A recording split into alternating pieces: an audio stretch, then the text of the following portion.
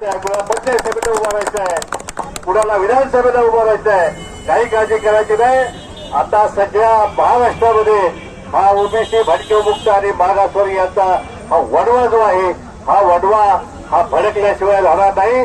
आणि ह्या तमाम महाराष्ट्रातल्या वडव्याचा एक ठिणगी जी आहे ती आज सगळ्यांच्या साक्षीला आज सांगलीत पडलेली आहे। आणि म्हणून ही सांगलीत पडलेली ओबीसी भटके मुक्तांच्या आरक्षणाची ठिणगी महाराष्ट्राला या ठिकाणी आपल्याला दाखवून द्यायचे आहे। या ठिकाणी महाराष्ट्र सुद्धा या आरक्षणाच्या ह्याच्यामध्ये येऊन आपल्याला महाराष्ट्राची सत्ता जी आहे ती कुठल्याही परिस्थितीत आपल्या हातात घ्यायची आहे।